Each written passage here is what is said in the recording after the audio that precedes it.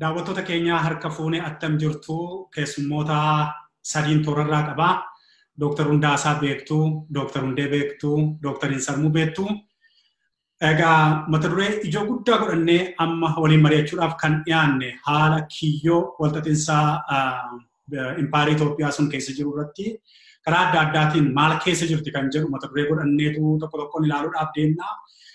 Kanaaf egaa kallattumaan gaaffii kootti seenuudhaaf Dr. Hundaasaa baroota darbanii kitaaba tokko nun geessee turte kitaaba Venomous Love na of course accent pronunciation isaa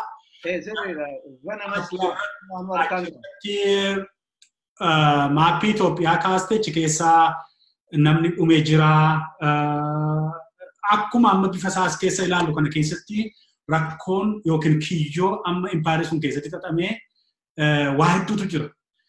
Gaafa sanaa wal qabsiistee ilaaltu amma impaarii sun hidhaa akkamii keessa, rakkoo akkamii keessa, kiyyoo akkamii keessa jirti jettaa kiyyoota kana immoo akkamittiin ibsitamee meesirraa jalqabuuti. Galatoomi waa'ee kitaabicha kana nana gaafattu jaalala summaa'e jechuudha afaan Oromootiin. Jaalala summiirraa ijaarame kan summiidhaan makame jecha. Egaa sun maal jechuudha afaan Faranjiitiin introduction masaawwannaan himuna yaadadha kitaabicha. Contrary to the history, the historical fraud that the Abyssinian tribe have committed concerning the unity of Ethiopia, and that it is false history. Empire Ethiopia still stands on the destruction of the Oromo people's shell of former glory. So Njechuni kijibani abashan sena barreeffatte isin jaalanna ummanni kun tokko wal jaalanna isin jaalanna jettee duubaan nama waraanaa haa jiraattu malee beekumsaa fi jagnummaa fi gootummaa Oromoo seenaa Oromoo jijjigsitee jijjigaa sanarra dhaabbattee jirti. Daaraa daaressiteetu daaraa sanarra dhaabbattee jirti jedhee jalqaba kitaabichi. Akka kitaabichaatti akka seenaa authors summary kan jiru kiyyoo sana keessa situ jira moo isaantu jira maaliifi I began writing this book writing to free myself of some of the traumatic experiences haunting my memory. Amma ati soo sammuun kee waan kiyyoo keessa jiru fakkaata impaarii sun isoo waan kiyyoo keessa jirtu fakkaatti attamittiin kiyyoo sasi keessa jiru sana sarratti obbaafattee moo kun wal dhiita moo gargari? Laali kiyyoo jechuun sammuu kee keessaa lammii kee habashaan dhuftee Minilik dhufee duubaan wadaroon balbalatti xaxee looniif nama gube innaa jedhan sammuu kee keessatti jeequmsa inni uumu hirriba si dhoowwa si maraacha. Namummaadhuma keewuu akka gaafattu akka jibbitu si godha. Calanqoo dhaqanii innaa isaan harma muranii nama gabaarra deemsisanii otoo dhiigni irraa harca'u innaa jedhan akaakilee koo babaabilee koo harma muruu isaanii. Innaa aannolee deemanii kana godhan innaa jedhan aannolee irratti kan isaan godhan harka muranii harka lamaa muranii wadaroodhaan hidhanii asirratti garrarraasanii akka karabaataatti karaarra deemsisanii gooftaadhaaf harka kennachuu yoo baattan kunoo kanas sinirra gaa jedhanii nama keenya boochisaa karaarra innaa deeman amma natti fakkaata. Anarra waan harki koo murame natti fakkaata. Kanaaf tokkummaan Itoophiyaan jaalala sin jaalanna nuti tokko maaloodha Itoophiyaa anta tfararrisaalen Itoophiyaa tfarsim jettee warri yaaduma sana bakkee buutu. Yookiin immoo Itoophiyaa suusnaat jedhanii warri bakkee bu'an suni ennaa maquma kootiin aangootti ba'anii Oromoon bakkee bu'a jedhanii seenaa koo irraanfatanii jedhan anuu sammuun koo kiyyoo keessa jira. Maali dhibee kana keessa akkamittan jiraadha? Of ajjeesumoo nama ajjeesumoo si jechisiisa midhaan nyaattee rafuu si jibbisiisa. Kanaaf walumaa galatti deebina. Tole baay'ee baay'eessa amma hubadhe gaasiin sana keessa kan si kaa'e waa'ee sammuu kana ittillee deebina. Dr. Hundee Asumaananii tibbana waan keessa jiru tokkorraa ka'een gaaffii tokko sii qaba. Amma gaa biyya keessaa fincilli xumuraa garbummaa jedhee qeerroon kan maqaa itti moggaasee falmannaarra jiru kana keessatti qeerroon hiriirarra ture bulee Oromiyaan mararra jechuun hin danda'ama. Biyyoota baay'ee aanota baay'ee keessatti yeroo baay'ee immoo haalli hiriira keenyaa hiriirri qeerroo kanaa wal fakkaata. Waggootuma kunnan darban mana barumsaa keessa turre keessatti garuma baanee yaanee himanneetu ol deebina. Tarsiimoon kun waan kanarra xinnoo jijjiiramuu qabu sitti hin fakkaatu moo haalli kun haalli deemaa jiru kun waan hawwinu sanatti saffisaan dafee kan nu qaxxaamursiisu sitti fakkaata Dr. Hundee? Jajjaboo! Qeerroo! Jajjabaa akka qeerroo! Abbaa biyyaa! Qeerroo! Akkamisi? Baga nagaan dhuftan.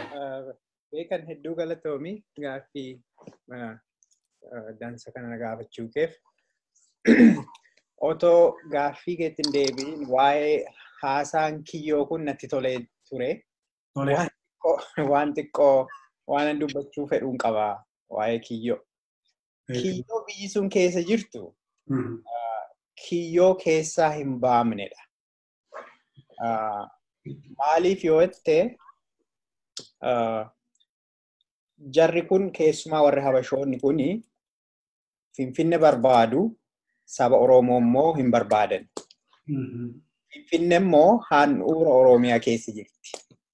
Kanaaf kiyyoon kuni kiyyoo hiika hin qabnedha. Maaliifi sabni Oromoo biyya isaa gadhiisuu hin danda'u, biyya isaarraa eessayyuu deemuu hin danda'u. Jarri immoo isaanii achi dhiisanii Finfinne handhuura Oromoo keessatti keenya gaafa jedhani kiyyoo hiika hin qabnedha kiyyoon sun. Kanaaf ani kiyyoo biyyittii irratti hiphachuu hin fedhu. Kiyyoo sabni Oromoo keessa jiru keessa akkamittiin bahuu dandeenya isa jedhu irratti sabni Oromoo fookasii godhu hin fedha. Kanaaf immoo kiyyoo sana keessaa bahuuf falmannaadha. Falmannaa kanaaf immoo qeerroon falmannaatti jira. Mee sanaan wal qabsiisiiti maaltu ta'uu qaba ree? Very good. Inni gaaffisa na gaafattedha. Ani waa'ee qabsoo Oromoo kana edda high schoolii gizee baradhu in 1985-86 kanuman arga gadi yaanee sirbinee jennee maal jennee ol deebinee gallaa galgalammoo diinni ufee qawwee qabatee gadi nu bu'ee warra ajjeesun ajjeesaa warra hidhu hidhaa. Ani tooftaa'umti qabsoo saba kanaa maaf waggaa hedduu paaterniinsa jijjiiramuu didee paaternii tokkootiin waan hin taane waan firee hin qabne goona. Tooftaan itti qabsoofnu ijoolleen Oromoo har'a jijjiiruu qabna. Isa kaleessa itti fayyadamne method approach kaleessa itti fayyadamne eessaanuu nun geenye har'as why we repeat the same thing? Tooftaa tokko waa tokko hiikuuf hidhuuf hiyyaaltaa yoo dadhabde har'a boru if you repeat the same approach you are foolish. Kanaaf jijjiirtee akkamittiin rakkoo sana hiikuu hin danda'a jettee immoo approachii kee jijjiirteetu karaa hambiraa ufta malee karaa kaleessa irra deemterra har'as borus taanis deemte taanaan kuni hedduu nama gaddisiisa. Ijoolleen Oromoo walitti yaanee sirbinee gaafa ol gallu halkan immoo diinni ufee nu ajjeesa yoo ta'e bu'aansaa maali gadi yaanee sirbu? Gaafa gadi yaanu waa tokko achiibii goonee waa tokko galmaan geenye deebi'uu qabne. Qawwee boojiinee hidhannee diina ilmaan keenya ajjeesisu. Diina saba keenya lafarraa buqqisu. Of keessa buqqisuu hin dandeenyu taanaan ofumaa gadi yaanee wacnee ol deebi'uun kuni lubbuuma keessaniifiyyuu balaa guddaa qaba. Maaliif jarri qawweedhaan galgala lafa ciiftanitti dhufanii isin qabatanii isin hidhuu isin ajjeesu waan ta'eef gaafa gadi baatan istiraatiijii bayeessa isaa dizaayinii godhaatii waa achiivii godhaa waa galmaan gaatii ol deebi'a. Tole. Baay'ee bayeessa tokko tokkoon itti deebina Dr. Hundee waan tarsiimoo kanaa maal ta'uu qaba inni kanatti aanee dhufu yoo attam ta'e gara milkii keenyaatti gara injifannoo keenyaatti nu geessaa kan jedhutti hin deemina gamanumaan Dooktar Sarmuutti yoon darbee Dooktar Sarmuu egaa Dooktar Hundeen akkuma ammaa tuqee isa qawwee qabutu dhiitee mana si baasuu danda'a. Warri qawwee irraa hiiksisanii mooraatti dachaasan immoo yeroo ammaa kana ofirratti ilaalcha ta'ee daawwannaadhaaf dhaqanii namni simachuu didee obbidiyoon inni Dooktar haa ta'u beeku Dooktar Alamuu Simee jedhuudha. Dooktar obbidiyoo kana. Inni dhoowwee Baqqalaa warrumti hiiksisan dhumne sin dubbifne jedhanii waadaa galanii kennaan dhandheetu sa'aatii 5 achi dhaabannee gognee gallee. Akkuma kanammoo muummicha ministeeraa argachuudhaaf immoo sa'aatii 5 annee masaraa mootummaa keessa teenye hin kadhatu jechaa. Kanatu mul'ata. Hiiksisuudhaaf hin kadhattaa. Isa hiiksistu dhaqxee ilaaluudhaaf hin kadhattaa. Mee kiyyoon kun kiyyoo nuti keessa jiru kun akkamittiin ilaalta Dooktar Sarmuu? Mee kiyyoo kana ni karaa baay'een ilaala. Tokkoffaa kiyyoo Koloneel Abiyyiif taa'eeruun Abiyyii fi Lammaadhaaf taa'eeru ilaaluu barbaanna. Yommuu lafaa ka'anii ijoolleedhuma Oromoo waa jennu feesbuwaalii isaanii ilaallee Oromoo jechuun akkatti ani fudhadhu addadha. Gootomsanii waaqarraa nu bu'e jedhanii malaan sobanii ijoolleen kun dhaqanii dhugumayyuu waaqarraa buune jedhaniitu nuti haati koo dhugu sanaa ta'e jetteetti jennee maalii jennee Itoophiyaa maalii jennanii faarsanii Itoophiyaan kun 36 ጊዜ ጠራው jedhaniitu waamanii gootomsanii itti fakkeessanii achirra darbee Minilikiin faarsuu dhaqee achirra darbee Haile Sillaasee faarsuu dhaqee gaafa ati diktaatara faarsitu cubbuu isaanii illee wajjiniin fudhattaa ba'e.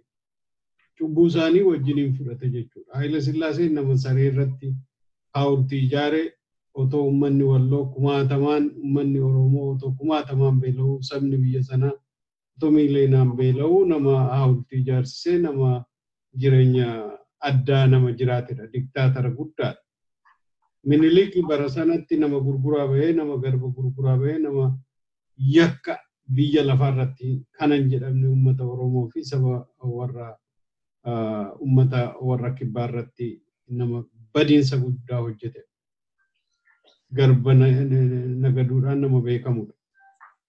So yakka isaan hojjetan hundinuu gaafanni isaaniin faarsu yakka sana fudhateera jechuudha. Gaafanni sana fudhatu galu kiyyoo keessa galeera jechuudha. Salphaatti uummata Oromoo wajjiniin uummata cunqurfamaa kana wajjiniin uummata adda addaa wajjiniin ilkaan keessa galeera jechuudha. Uummatuma Amaaraa keessaayyuu warri Haile Sillaasee hin jaalanne warri mootummaa darbe hin jaalanne isa jibbaniiru jechuudha. Yakka keessa sagashaniiru jechuudha. Kiyyoo sana keessa jira namichi. Inni biraani Abiyyi mataansaayyuu kiyyoo keessaan gale barcuma diktaatarri irra waggaa 27 taa'aa ba'e sanarra gaafa taa'u structurein sun otoo hin jijjiiramiin akkuma jirutti irra taa'e jechuudha. Namni nagaan abbaan fe'iyyuu structure mootummaa structure sanarra bu'ii ba'ii sanarra taa'ee gaafa aangoo qabatu automatically dictator ta'a. Namni balance check and balance hin jiru. Mootummaa biyya sanaa keessa karaa seeraa, karaa adda addaa, karaa paarlaamaa, karaa adda addaa ittiin baalaansiif godhe nama tokko lakki jedhee lakki ati sirriin goone jedhee namni isa dura dhaabbatu hin jiru. Kanaan kiyyoo keessa gashaniiru jechuudha. Normaali kiyyoo keessa galeera. Structure mootummaa sanaa jijjiiree akka dimokiraata'u gochuu irra ture barcuma sanarra galee kiyyoo sana keessa galeera jechuudha. Carraansaa kanuma diktaataradha. Maaliif otoo hin jaalatiin diktaatara ta'eera jechuudha. Isarratti fuudhee waraana uummatuma kaleessa du'aa ture, uummatuma kaleessa bu'aa ture irratti xayyaaraan akka rukutamu godhee uummata Wallaggaa balaaleffatee uummata abaluu godhee uummata gosaan walitti naqee saba Oromoo akka inni addaan bu'u godheera jechuudha. Amantaallee keessa galee utoo amantaan hin hafiin amantaa keessa seenee tuttuqee kiyyoon taane keessa isa gashanii. Namichi kuni nama nagaa ta'uu danda'a, nama biyyaaf waan gaarii yaaduu danda'u ta'a, garuu mucucaate kiyyoo keessa galeera jechuudha. karaa kadhaa waa'ee kanaanii waa'ee amma Alamuu Simee jettan kanaafi warra dhaqanii fiiganii waraana gashanii waraana gashuu jechuun waraana hiikkachiisuu jechuun taphaa miti. Kaleessa waraana miti qabattoo kunanii dhadheera namni jedhe kaleessa galee har'a waraana kana gachee boru maaliin ta'aa jedhee ilaaluu irra jira. Maaliin kontrool gochuun irra jira. Mootummaa wajjiniin diilii kana godheera. Kanarratti walii galleerraa yoo mootummaan waan irratti walii galle kana jalaa cabse maaliin kontrool godhaan jedhu sana ilaaluu irra jira. Calluma jennee mootummaa wajjiniin walii galleerra jennee mootummaan suni nam tokko cal jedhee biyya diktaatarri jiru keessatti nam tokko cal jedhee badii tokko dalaguu hin danda'u. Alamuu Simee amma waan lammaan hin beekne gochuu hin danda'u, waan Abiyyi hin beekne gochuu hin danda'u, warri kaanis akkasuma.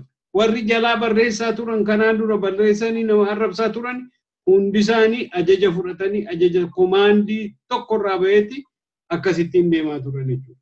Kuni maalidhaa?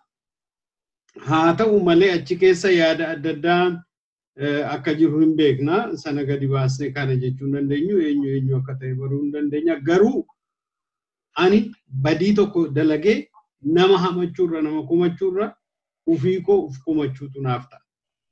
Namni na amanii funyoo kana keessaa haada kana keessaa morma kee galchiitii natti kenni na amaneen isin tuquu nama naan jedhe ani morma koo keessa galche booda yoo na mudhe namichi kuni attamiin namicha komadhan.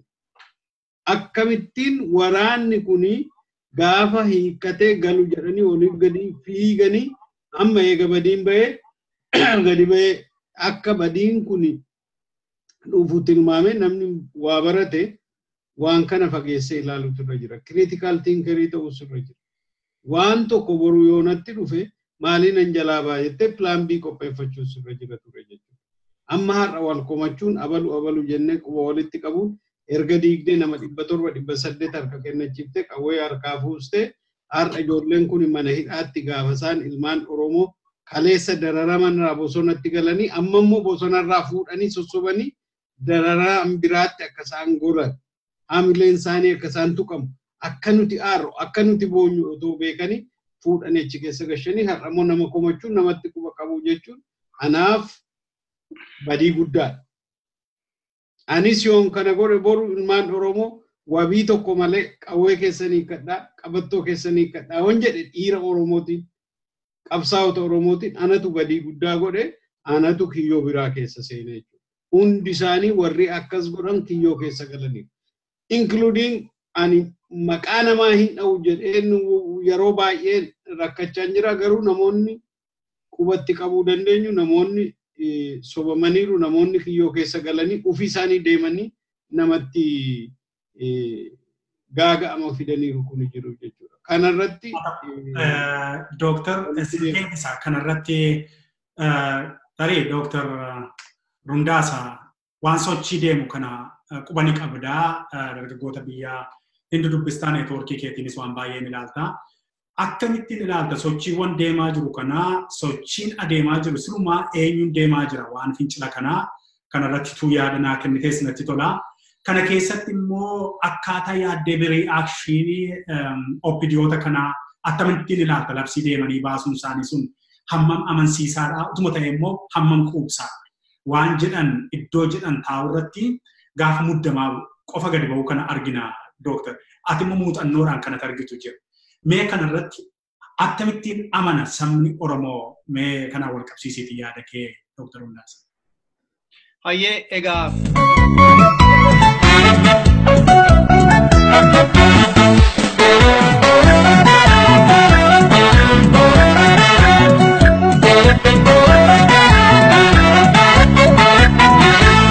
Abba irresi cimbul fannu gonkuma yalanni kumalo Abba irresi cimbul fannu gonkuma Hiree mataa keenya soofii murteeffannaa maqayyoon dhiitamna osoo qabnu beekamaaf jettuun bitamne keenya irratti saafamne mirgallee dhabne yoollee tuffaatamne kunoo raftoomuuf irraa waliin banamne nuti Afrikaa bangafaa gadaadhaan bulaa kan rabbii nuuf kenne gabroonfataa buqqisuuf taane jedhamne. Sichinuuf kaane boriida hin deebinu duuba keelloo balkaasee hundi lafarraa ishee dhuguugaa. Sitin fakkaatin ajjecha lammii koo wareersu tuuqoo nu kaatan sicheessa sophiin hin dandeessu. Lulluun baasu sodaaf jallisoo lakkee gabee falmataan bosonaa bana lammiin gosa sichii dhiitameen buluu taansaaf jedhamuun kun sichiin mana waaboo baana dhiirree nuti daadina qabsiicha lollee bakkaan ga'ina osoo birruu jiran keenya naannoo lollee mo'annee keenya dhuunfanne.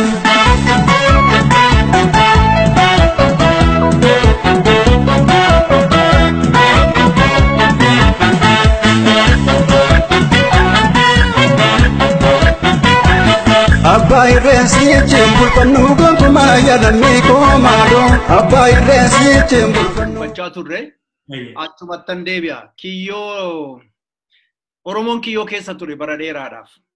Kiyyoo Abashaan qopheessiteef. Kiyyoo Arabni qopheessiteef. Kiyyoo Faranjiin qopheessiteef. Kana keessatti hidhamee xaxamee ofiisaatti deebisee wal basaasee wal ajjeesisee wal hiisisee wal ganee of ganee afaansaas ganee kiyyoo guddaa keessa ture. Har'a garuu wanni baay'een geeddarameera. Namni kiyyoo keessa hin jirre iyyuu hin jiru biyya keessa Itoophiyaa jedhan kana keessatti kiyyoo guddaa keessa jira namni. Fakkeenyaaf Abbaa Gadaa, Sambatoo, Jawaar, Obbo Baqqalaa, my technical committee jedhanii ennaa araara goonaa ijoollee galchinaa warra jedhan egaa mee gurmuudhaan kiyyoo adda addaa kana fuunee ilaaluu dandeenya. Technical committeeni dura dhaqanii kotta galaa warra isin ajajanitti illee hin himinaa dhokadhaa galaa maaloo jedhanii ennaa jedhanii isaan gar fuulduraatti nama guddaa sana galchuudhaan sana gochuudhaan maqaa argachuudhaaf isa ilaalaannaa deeman kiyyoon luka jala turte hin qabatte. Kiyyoo sana keessa seenanii har'a xollee deemaniitu warruma galchine sanayyuu warrum gowwoomsinee galchine ijoolluma galchine dhaqnee ilaalla jennaan socho'uu dadhaban kiyyoon lukatti xaxameera. Tokko jedha. Amma gaa kiyyoon Abbaa Gadaa fi Obbo Baqqalaa fi Jawaar faatti seene kun akka laayyootti irraan bahu. Kiyyoonni lammaffaa immoo hiriira namni baanaan hiriira kana baa jedhan. Jawaar faa kotta baa jedhan. Sanas egaa akkan shakkutti opiniyoodhuma wajjin mari'atanii marartummaa namaa argatanii hidda sana booda amma gaa dhaabaa. Hamma baanee jenne irraa amma immoo dhaabaa gaa hingaa jechuuf ture. Dhaabaa jedhuudhaan gaafa kalee har'a immoo dhaabaa jennaan namni dhaabuu dide. Lakkoofsi amma innaan kata magaalaa gudarirraa dhaabaannaa jedhan inni gudaritti baheeyyuu hingaa jennaan amboo har'a dirreenuu hin ga'u. Magaalli cinqiidha namni 10,000 jira. Kunis kiyyoodha. Kiyyoonni lammataa inni guddaan Itoophiyaanumti keessa jirtu dargaggoon kan Amaaraa dhiisaati kan Oromoo hojjaan qabu yoo xiqqaate kitila 10 yoo xiqqaate 7-10 gaa jedhu akkan beekutti gaa kitala jechuun ko miliyoon jechuudha afaan Oromootiin. Egaa Itoophiyaan akkamitti kiyyoo keessa galtee dargaggeessi kun mana hin qabu iddoo rafu hin qabu waan nyaatu hin qabu. Ani gaafani Asmaraa deeme hoteela jijjigduu manni fincaanii xirooftu tokko keessa na ciibsinaani baay'een jibbe. Bishaan isaa huuba qabaa, manni isaa hin xiraa, ibsaan hin jiru. Beektaa gaafan bosona dhaqu natti tole.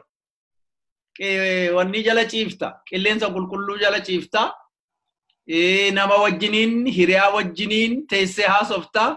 So, xiraawaa sirna Habashaa keessa buluu manna. Ajaawaa markaatoo fi magaalota xixiqqoo keessa asiif achi deemanii ciisuu mannaa mana duwwaa keessa ciisuu mannaa bosona dhaqanii waa hojjetanii ajjeesanii du'anii biyya ofii harkatti galfachuun filannoo isa guddaa ta'eef jechaadha dargaggoodhaaf.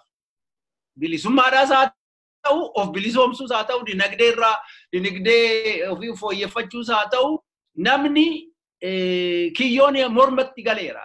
Mormiin nama biyya sana keessa jirutti kiyyoon gallaan immoo waan Itoophiyaa jedhan kanatti kiyyoon galeera jechaadha. Tokko. Lammaffaa kun kiyyoo shanaffaa.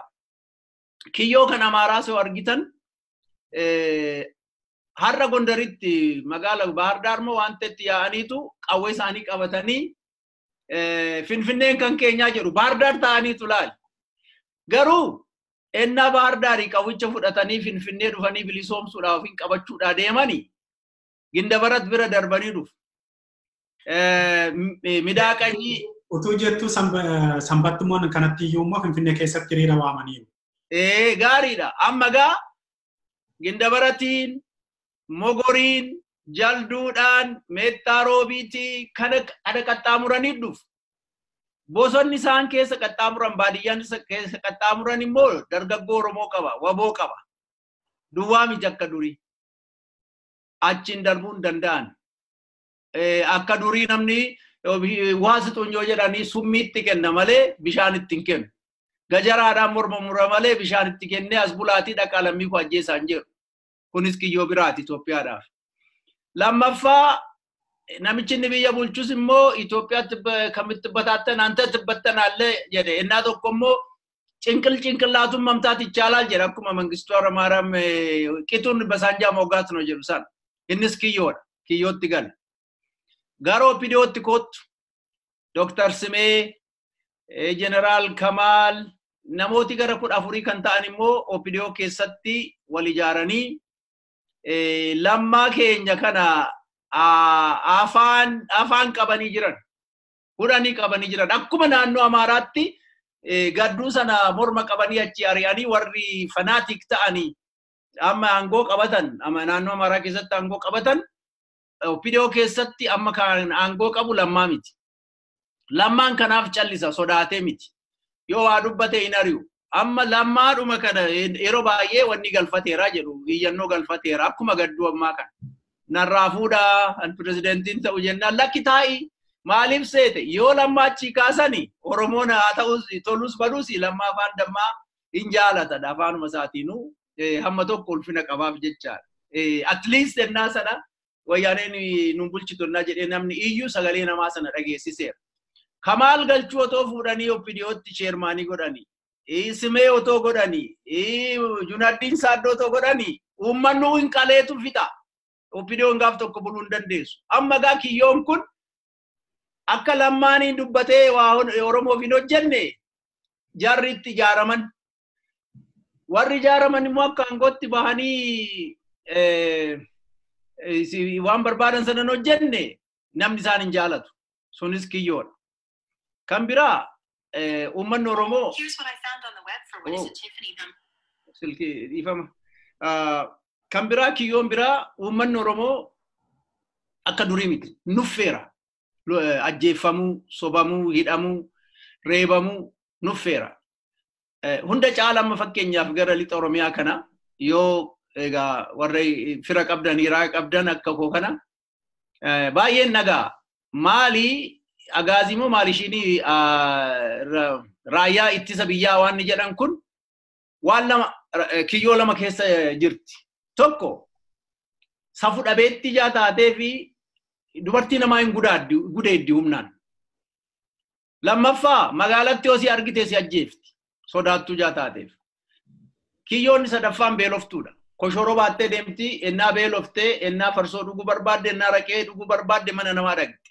Namni immoo haati manaasaa mucaansaa gudeedamte farsoon siin kennu si jibba.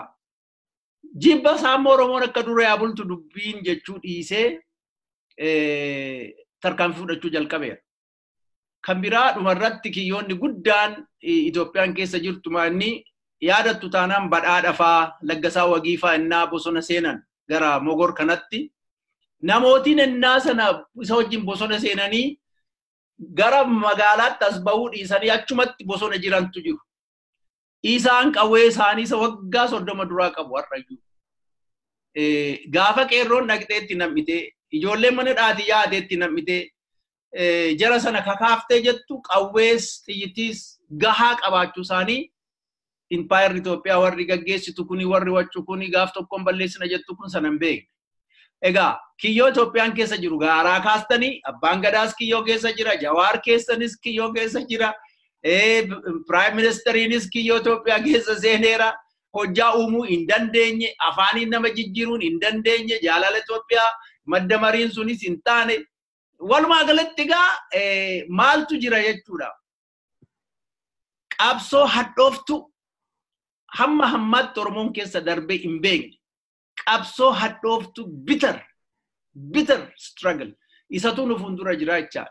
Egaa gabaabumatti kiyyoowwan kun namarraa murtee baasuudhaaf kan hin danda'amnee fi yoo itti deemteetuma ibidda keessa faattiin seentee ibiddi ennaa laaffise ofirraa murte inni du'ee inni hafe walirraa mure malee kiyyoo hamaa keessa impaayiriittiin seetteetti garuu impaayirri sun jiraattee dhiiga Oromoo akka duriitti gannaqaa eenyummaa Oromoo balleessaa hin deemtu kanaaf kiyyoo keessa jirtiin jedha. Baay'ee ulfina guddaa argadhu. Egaa Dooktar Insarmuu sitti deebi'u laata. Keessumattuu maqaa misoomaatiin jedhamuurraan kan ka'e waan magaalaa sanaa babal'ina magaalaa sanaa kan amma dubbii fidaa kan jiru. Sanaan wal qabsiistee tarii yaada nuu kennitu qabdaa waan hundee dhibeen rakkoo biyya sanaa dhibeen rakkoo impaayira sanaa maalirraa maddi isaa eessaati kan jedhurraa irrattitu yaada nuu kennite Dooktar Insarmuu. Maddi isaa biyya keenyatu abbaa dhabe. Hiree mataa keenya soofii murteeffannaa maqayyoon dhiitannaa osoo qabnu beekamaa jettuun bitannaa goota sedduunii qabnaa yuuttee kutaa sabni kiyyaa maaloo maaltu rannaan kaa'eetiin furgufata kaadhaa dhufuun nuuddattan saamtota irra lugahee kaanarraa hiddan tolaanuun naati simbuufaa firra. Ifni kaleessa siniin kan lolaatu solkooriin har'as nukaatan bakkaan tuqamnee tuttuquunii. Kono tukuda lencha guyai buka kafe kuno pikiro na binde sandame sakate Boko chamne genyerat racha mapirana kanu tupe biye kenya dini mapudana Dosi sinol tukane wangam nuni tiyana Akasimone ababi yumadu katana Wabang kota muran nonte Mumpudu bande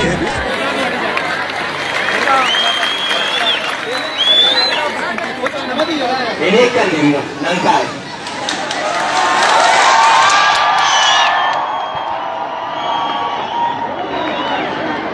Aye. Abbaa biyyummaan abbaan biyyaa irra hin jiru to'annoon qabu property raayitiin keenya nurraa fudhatameera mootummaatu lafa qaba. Mootummaan suni gaafa lafa qabu waa hundinuu han mootummaa ta'e. Waa hundinuu waan martuu waan mootummaa ta'e. Gaafa sana akka fedhan Oromoo irraa kaasanii namaaf misooma jedhanii kennuu fakkeenyaaf amma highwayin haaraan ijaaramee Finfinnee irraa ka'ee gara Adaamaatti deemu suni uummata Oromoof tajaajila tokkoon godhu. Karaa maal godheera karaan access roadiin qabu service roadiin qabu highwayin sun.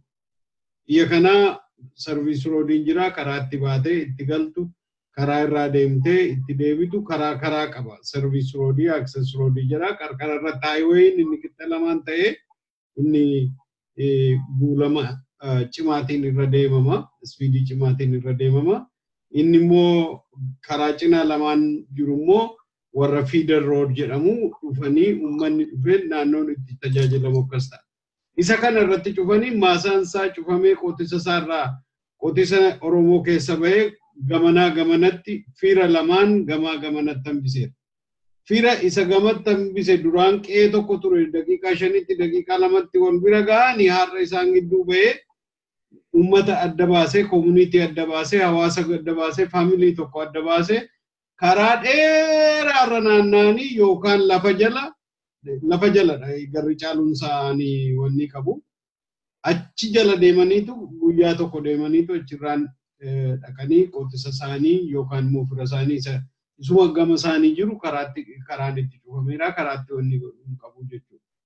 Makiinaadhaaf aksesiin qabu isaaniif tajaajila tokkoon kennu garuu karaan suni achirraan ba'umsaa isaan irratti badii uumetu warra kaaniif immoo karaa tiraanspoorteeshinii yuutilitii kenneeraaf jechuudha. Inni lammaffaa misooma jennee akka misoomaatti maaster pilaanii fudhatanii waa'ee maaster pilaanii yeroo baay'ee irratti dubbanneerraa dubbiinsa bal'aa yoo haa ta'u malee har'a keessa galle hin kaasnu. Inni tokko inni guddaan amma misooma jedhamee deemu suni industrial park kan jedhan sana. Industrial parkiin kuni lafoota babal'aa lafoota gurguddaa lafa industiriif ta'an makiinaa gurguddaa harkisa maasaa wajjiniin makiinaan waa harkisee deemu suni wajjiniin lafatti galagaluu danda'u hanqabu karaa gurguddaa lafa paarkii gurguddaa hanqabu. Lafni gurguddaan kuni gaafa dhufu industrii tokko dhufa industiriin tokko gaafa dhufu multiplier effect qabanni tokko service industry an biraa fudhatee dhufa jechuudha. Fakkeenyaaf nama 1,000 yoo fidee dhufe namni 1,000 suni hoteela itti nyaatu barbaada, mana barumsaa barbaada, mana jireenyaa barbaada, sana hundumaaf lafa barbaachisa jechuudha. Inni sun maal ta'a urbanization economy ta'a deema jechuudha. Magaala hojjechaa dhufa. Isa tokko warshaan tokko dhufeeti booda warshaa 99 magaala 99 finfinnee 99 nu keessatti uumaa deema jechuudha. Kuni har'a warshaa fakkaata malee waggaa dheeraa booda magaala ta'a deema. Magaala mataaraan akkasitti ijaarameera, fincaan akkasitti ijaarameera, dhidheessa keessatti akkasitti karaa malkaa akkanaa karaa adda addaa misoomaan jalqabanii achirraan dhufanii achumarraa wanni jedhanii magaala nama biraan irratti qubsiisee qubsuma hambiraan irratti geessisee Oromoo buqqisaa deema jechuudha. Magaala xixiqqaa magaala hambiraa waggaa 40 har'aa waggaa 50 waggaa 20 har'aa finfinnee 99 nu keessatti uumanii jechuudha. Kana namni keenya baratee mirgasaaf falmachaa jiru jechuudha. Magaalaa finfinnee qofaa otoo hin ta'in bakka adda addaatti inni amma isaan fuudhanii namaaf kennaa jiran kuni summii akkasii fidaa jira jechuudha. Inni biraan faakteriin umti sunuu inni isaan amma industirii jedhanii nu keessatti banan sunu bishaan summeessuu, bishaan dirree keessaa fi bishaan lafa jalaa dirree jalaa ground waterii fi surface waterii kana calluma dheeruma bishaan jechuudha. Isa summeessa jechuudha. Summiin suni egeree keenya inni har'a summeessuu summii har'a gaagamasa summii har'aa otoo hin ta'in waggaa 2003 booda bishaan lafa jalaa summaa'e suni amma waggaa 5,600 illee taa'uu danda'a jechuudha. Dhaloonni dhuftu bishaan sana gaafa xuuxachuu barbaadanii summii ta'eera jechuudha. Balaa akkasiitu geessisa jechuudha. Ijoolleen amma har'a naafatanii dhalatan ijoolleen qaama hir'atanii dhalatan kuni har'a maal akka ta'anii inni har'a qaamni isaa immoo irra hin geenye qaamni isaa hir'achuun kun irra hin geenye waggaa 20 booda maal dhalchaa waggaa 20 booda generation 2 booda generation 3 booda dhaloota 2-3 booda inni har'a summaa'e kun immoo maal fidaanni jedhu isa rabbumatu beeka nuti hin beeku. Kana galii isaan turraa argate nutu summii irraa argata jechuudha. Kana jechuun maal jechuudha? Finfinnee haa ta'uu, misooma haa ta'uu, nutu misooma keenya to'achuu qaba jechuudha. Yoo misooma tokko karaa tokko hayyama kennite akka inni pollushiniin finne akka inni faalama qilleensaa fi faalama naannoo akka inni finnee fi to'achuun mootummaa tokkotu irra jira jechuudha. Lamaanuu inni galii argatuu fi inni galii inni misoomarraa hayyama kennee fi inni galiirraa immoo akkasittiin pollutionii argatu suni lamaansaa mootummaa tokkotu kontrol gochuu qaba jechuudha. Loojikii kana fudhannee gaafa deemnu magaalonni kun gaafa nu buqqisaa deeman misoomni kun gaafa nu buqqisaa deemu lakkii nama keenya buqqisaa deemaa kana caalaa hin dandeessanii anatu kontrool godha jenne namni tokko bulchuu irra jira jechuudha. Oromiyaan bulchiisa Oromiyaa jala galuun akkasittiin barbaachisaa waan jennuufi sababii kanaa fi sababii adda addaan jirurraa kan ka'e jechuudha. Tokkummaa Oromoo compromise isa godhu. Bilisummaa Oromoo, walabummaa Oromoo, sovereignty Oromoo kan compromise godhu yoo jiraate isa sana kanaan eegganna jechuudha. Kun immoo maal fida sitti fakkaata? Yoo kana hin goone warrumti tokkummaa Itoophiyaa sana barbaanna jedhanu yoo Oromoon kana confidence kana fudhate hegere hin badu. Yoo unity sana keessa galee confidence qabaa nan amana jarri kun nan balleessan yoo jedhate ko unity sana keessa taa'uu danda'a jechuudha. Yoo hegereen keenya immoo sodaa akkasii yaaddoo badinsa yaaddoo duguuginsa sanyii yaaddoo qilleensa faalamaa yaaddoo lafa nurraa xaxanii waan xaxaa keessa nu gashe ta'e isa sana maal godhaa unity sana keessa galuu danda'a jechuudha. Yoo unity sana keessa hin galu ta'e dirqamatti gali jedhanii waraana sitti fiduu danda'u jechuudha jarri kun jechuudha. Amma akka nuti arginutti Oromoon yaaddoo qabaa yaaddoo sana keessa hin galuu ammi kun amma naa mirkanaa'utti qabeenyi koo biyyi koo amma naa mirkanaa'utti unity sana keessa yoo galee rakkina natti fidaadha. Unitiin sun immoo two ways ta'uu qaba argite jaalalaan itti galtee gaafa rakkoon unitiin sun hojjechuu dide keessaa ba'uu danda'u sirra jira jechuudha. Akkuma nama boolla tokkotti nammee achi as deebiin hin jirre waan wayii ta'uun irra hin jiru jechuudha. Yoo freedom hin qabne dhalli namaa kuni yoo mirga hin qabne boru dhaqee kiyyoo keessa yoo gala ta'e kiyyoon suni unity ta'uu dhiiseetu unitiin suni kiyyoo ta'a jechuudha. Sana keessa kan galan. Haa falmannu haala Oromoon irra keessa jirtu kana gootuwwan Oromoo kanneen karaa kanarratti wareegan hundi akka ilmoo galtuu ka Jeneraal Taaddasaa Birruu silaa du'arraa ka'anii nu harkanii maal manuun jedhan maa akkamiin nu laalan nama ammallee gabrummaa keessa jirutti nu harkan jechuudha. Gabrummaa nuti hin beeyne namni Oromoo warraantan ka beekuus ni sirba kan beeknes ni sirba jechuudha. Bilisummaa jees sirba jechuudha. Dimokiraatiin bal'atte jedha. Dimokiraatiin yoo ilmi Oromoo tokko yuunivarsiitii keessaa dubbiin galuuf diddee quba baase siyaasaan akka malee deemtu tuni jee yoo gaafate kutaa hidhatte barsiin jechuudha. Mee laala. Dirmadhaa yaa ilmaan Oromoo Oromiyaan gurguramaati jirti.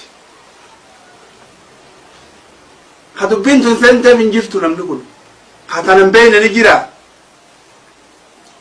Oromiyaan biyya abbaa hin qabne. Ha godhe eenyu ummata Oromooti nuyi ha godhe. Oromoon yeroo dheertuu jaarmaa cimaa tokko dhabuutu hiree hamtuu tana Oromiyaan akka mudattu godhe.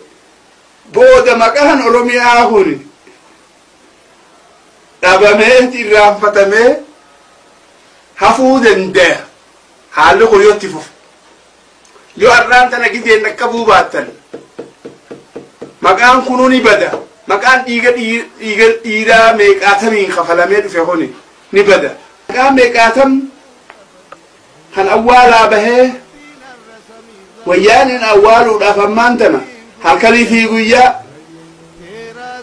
saaqqattee itti gurguraa jirti itti fayyadamaa jirti. Kanaas wanni fide ummata Oromoodhaa ka abbaa Oromiyaa ta'uusaa falmachuu dide. Santu tana fide. Xumurarratti wanni niin ilmaan Oromootiif dhaamu kainsi har'aan tana biyya Arabaa keessatti deemaa jiru kuni. Ummanni Oromoo akka fakkii fudhatee fakkiitti fudhatee keessaa fi alatti yaada kana wal hubachiisanii wal fudhachiisanii gabroonfataa wayyaanee kana yeroon isa haasan har'a yeroo isa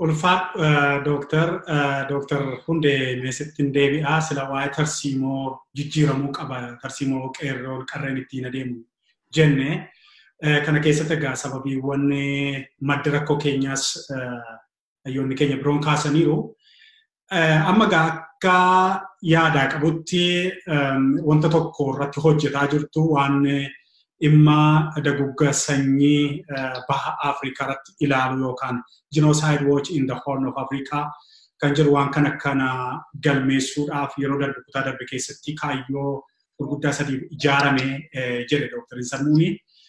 Meessuun immoo dhimma kana wajjin wal qabatee haala amma itti adeemaa jirru wajjiniin akkamitti wal simsiistanii sagalee Oromoo kana waan Oromoon itti adeemaa jiru kana fi gama keessaniin akka hayyootaattis wantoota kaa'amuu wantoota galmaa'uu qaban wantoota amma isaan balbala addunyaa balbala dippiloomaasii sobaan kijibaan itti cuccufan kana akkaataa akkamiitiin agarsiisuudhaaf tarii yaalii neetwoorkii akkamii diriirsitanii qabdu sanaan immoo bu'aa maaliitu argama jettee yaadda Dr. Hundee sana keessa akka nama tokkootti yaada kee qoodaa fi jirta waan ta'eef wanta dhimma dhaabbata sanaa wajjin.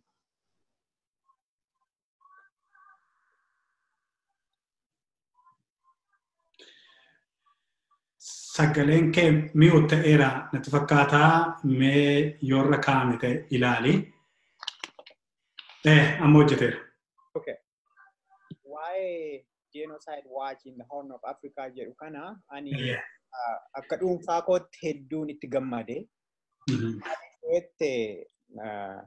Oromoon akka saba guddaa taane institutionii internationally ta'e institutionii saba kanaaf sagalee ta'ee biyyoota guddatan mootummoota gurguddaa biyyoota qaamota addunyaa warra akka UN wajjiniin sagalee uummata kanaa rakkoo uummata kanaa kan falmuu fi hin qabne. Isuma bira darbeeyyuu Oromoon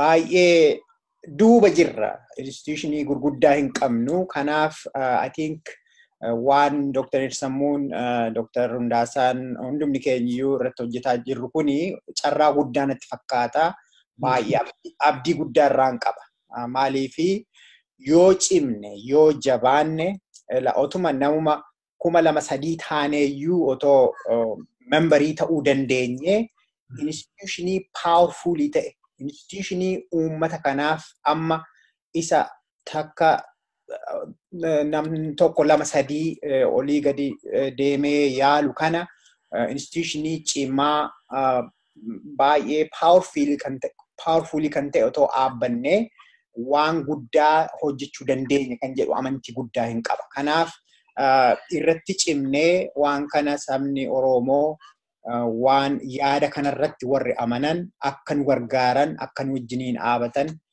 yaadachiifachuu barbaanna.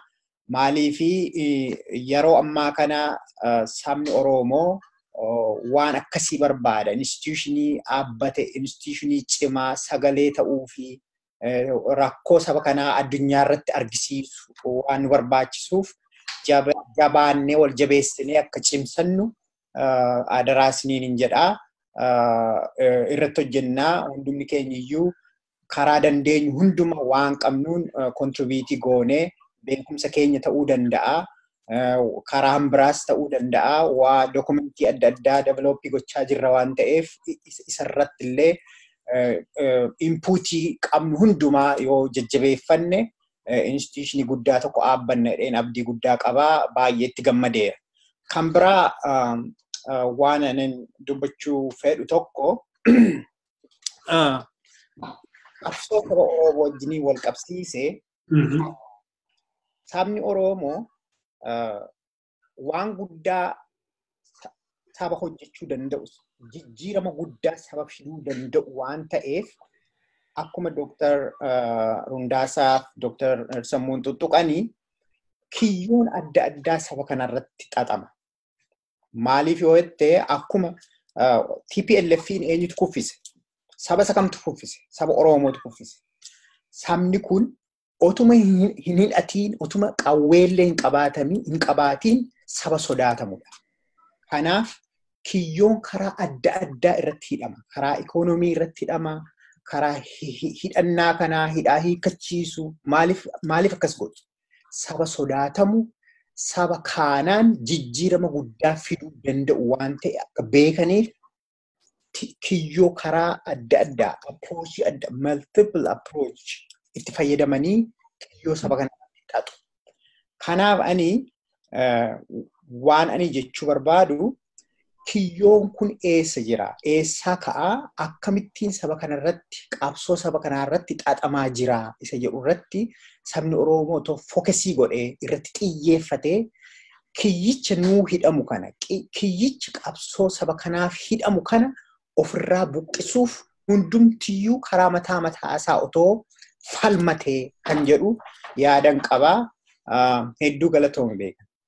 Tole, Dr. Rundaasaa sitti deebi'uudhaaf tarii wanti nuti amma itti jiru kun garamitti nu deemsisa? Akkamittiin fala argata? Dr. Hamma yoomiitti boo'aa, sodaataa, sammuu keenya keessatti naasuu kana baannee hamma yoomiitti adeemna Dr. Rundaasaa? Kadaakuu achumatti dhaabna. Kadaabnu san immoo ormiin dhaaboomaa investari dhufee kophaa isaan dhaabu. Uummanni achi jiru. Parsantii 30 haa taatu 40 haa taatu. Amma beektaa lafa amma akka qabeenyatti ilaalan. Wannummaan biyyi tun qabdu lafa malee wali biraan jiru beektu. Lafuma wanni namni qabu. Amma value gatii faabrikaa tokko yookiin qonna tokko wanni yoo jaani wanuma irra jirtu san qofa laalan. Lafti gatii guddaa qabdi. Lafti gatiin isii shallagame parsantii 20 haa taatu 30 haa taatu kaapitaala waliigalaa keessaa seena abbaan investimentii fidu birriif maashina nuu fida. Nui maali sheeri seenne beektu lafa kennan humna kennan beesee xiqqoo harkaa qabnu akkasuma itti seenne jechuudha. Kanaaf kaabuna asii kanallee itti deemna. Kana amma qorannoon baay'ee hojjetamuu qaba. Wanni hedduu na gaddisiisu maali beektu yeroo kanatti nu silaa kana haasa'uu qabna. Yeroo kanatti qawwee caccabtuun wal ari'uu miti. Yeroo kanatti silaa nuyi nagaa teenya buufanne akkamitti hiyyummaa waggaa 150 amma saamicha waraabessa afaan ofirraa qabneemi. Waraabessa afaan ofirraa qabuun qofti isaanii akka dhalee dorrobuun godhu beektu. Shinnaa jala kaa'uu qabda nyaachisuu qabdaami. Amma waan lafatti jalatti irraa nuu hafte hanga hafte tanarratti wal gorsinee wal gurmeessinee hojjetannee keessaa bahu. Anamma waggaan biyyaana dhufe dura kan walitti qabe daldaltoota Oromooti. Daldaltoota Oromoo walitti qabeetiin waldaa daldalaa tokko dhaaba. Imaammata keessatti rakkoon jiru akka sidii furamu waan tokko irratti warra biyya alaa wajjin akka hariiroo taatan jedhee walitti dhaabe. Jara isaa illee oppiidiyoon doorsiftee hagammaan jaarre. Jartullee fayyaan qabdu sitti hima. Warra biyya bulchaa jirtu ka keessa jirtulleen hagamma hin toobatte malee hagamma dhugatti ibaadaa eegalle. Rakkoo qabda.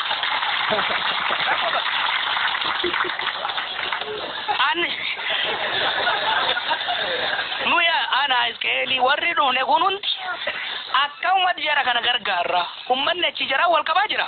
Oromoo tan irraa qaqqabne illee lafa kaannee dhufne qaqqabaa jirra bakka inni lammaffaa jarri ta mootummaa haa geggeessu ta mootummaa ala ta waldee adda addaa jaarmee adda addaa jaaruu kana haa hojjannu jenna. Yoo nu dhaydhaa asiinii hine kaadirii isaanii asiinii hiike. Nama jala kaaniit beektu waan godhan. Dhugama fayyaan qaban jarri kun gara tokkotti olaaltu. Waraana jechuu kiyyaa miti. Garuu gorsuun barbaachisa maaliif? Basaasa na jala kaaniit bakka hin jiru kanatti. Nama nabira dhufu namni jaalalaaf dhufaami. Nama yoo hojjetaa mootummaa tokko kontaali mootummaa tokko dhufe kaadireetti bilbile arra bakka san dhaqxee agarteerta maali akkami masmara walitti makaa jirta jedhaan. Daldalaa yoo dhufe akka waan daldalaa waan na gargaare daldalaan waan OMN gargaareen waan takka na gargaare hin jiru. Haga gargaare san doorsisan naggaati. Jarri illeeni amma beektan rakkanne. Jarri illeen ishira firii lama keessaa qabna malee irra caalaan isaa jabala. Jabala baay'ee. lammaffaan ammoo hamma jidduu kana waan dabala waan eegalanii jira. Jafala keessaa hamaan wachi mahaaromsa kana haa taa'ima kana qilleensi itti ol deebisaa jira. Isaan ofitti deebisaaf qilleensi itti ol deebisaa jira. Hattuu baay'eetu shuumamaa jira. Kan argatti nama ajjeese ka Finfinnee keessatti ol baasan baay'ee jira. Kan namni maqaa dha'u ka warri shawaan ixaan wajjeessaa ture namichi kuni gaallaa gadaa jedhan wajjeessaa ture jedhaniin ol deebisanii amma qorataa yakkaa godhanii gaa'en tokko. Ka uummanni arsii lafatee gurgurtaa ture jedhan amma itti gaafatamaa waan biraati. Kan argeen abaartee Toma itti arrabdee biyyaa baafte angoo qaba. Kanaaf uummanni keenya kan naannoo saniitis kana sirriitti hubachuu qaba.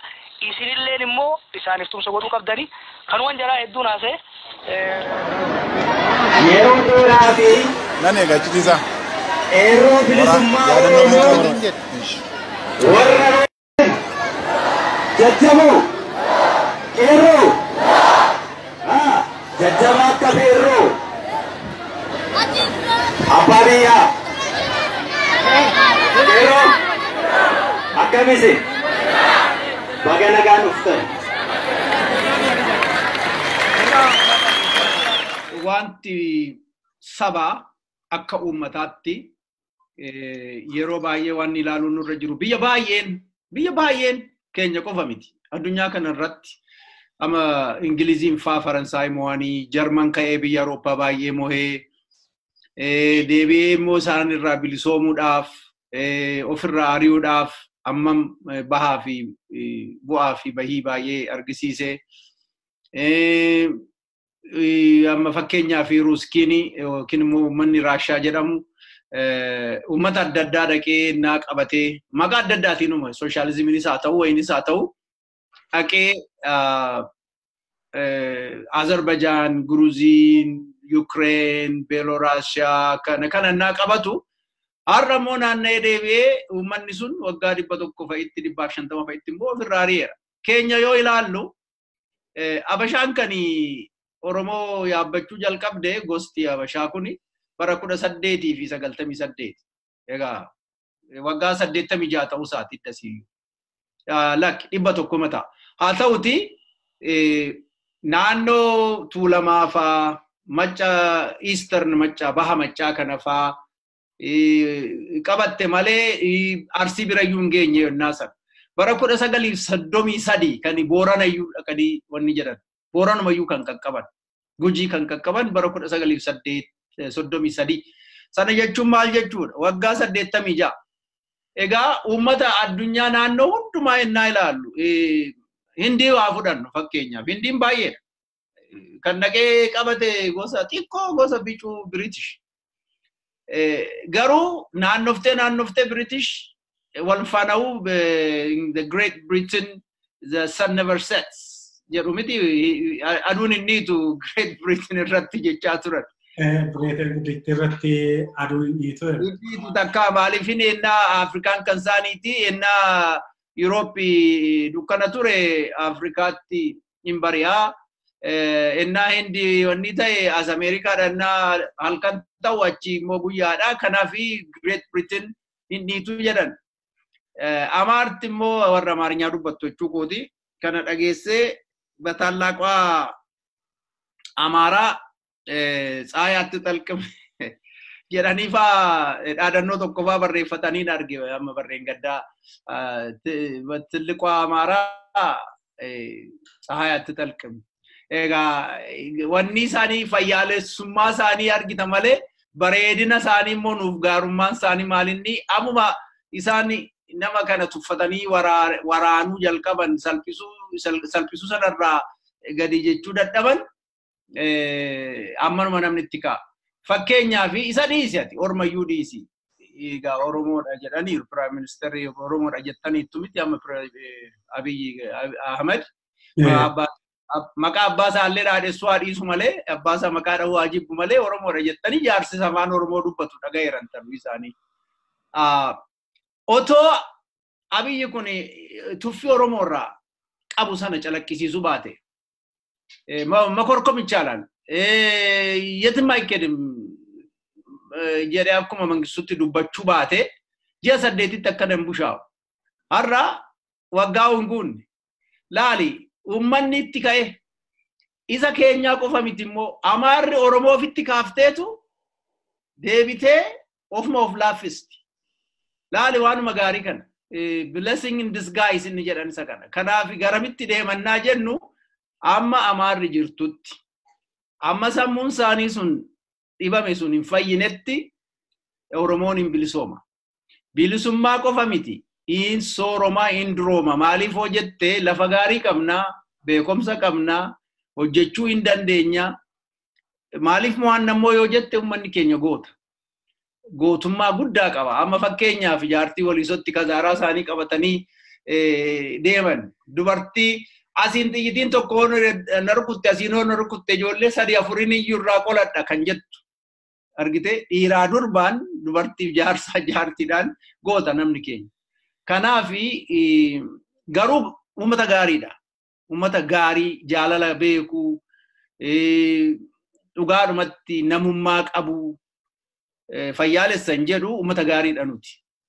Jaalala namaa qabnaa, jaalala uumaa qabnaa, safuu beeknaa, waaqa beeknaa, guddummaa fi xiqqummaa jidduu garaagarummaa jiru beeknaa.